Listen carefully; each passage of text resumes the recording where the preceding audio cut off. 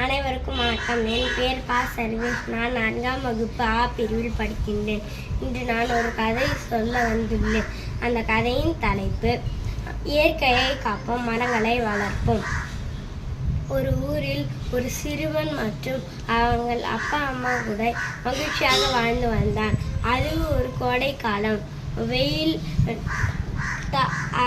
தாக்கம் வெப்பமாக அடித்தது. ஒரு இரவில் அவங்கள் அப்பா அம்மா கூட சிறுவன் தூங்கிவிட்டான். தூங்கும்போது அவனுக்கு ஒரு கனவு வந்தது. அந்த கனவில் 2050 உலகமே பச்சை பசேல் என்று அனைவரும் மகிழ்ச்சியாக வாழ்ந்து வந்தனர். அதுவும் ஒரு கோடைக்காலம். குளிர்ச்சியாக அந்த கோடைக்காலமும் இருந்தது. அப்போது ஒரு குரல் ஒன்று கேட்டது. அவன் எழுந்து பார்த்தால் அவங்க அப்பா கூப்பிட்டார்கள். அதனால் அவன் எழுந்து போய் அப்பா எனக்கு ஒரு கனவு வந்தது. அது 2050 உலகமே பச்சை பசேல் என்று மகிழ்ச்சியாக இருந்தது. அதுவும் ஒரு கோடை காலம். குளிர்ச்சியாக இருந்தது அப்பா. அது உண்மையா அப்பா? ஆமாம். நாங்கள் சிறு வயதில் இருக்கும்போது உலகமே பச்சை பசேல் என்று இருந்தது. ஆனால் இப்போதுதான் நகரமயம் செய்கிறோம் என்று சாலைகளை அகலம் சென்று மரங்களை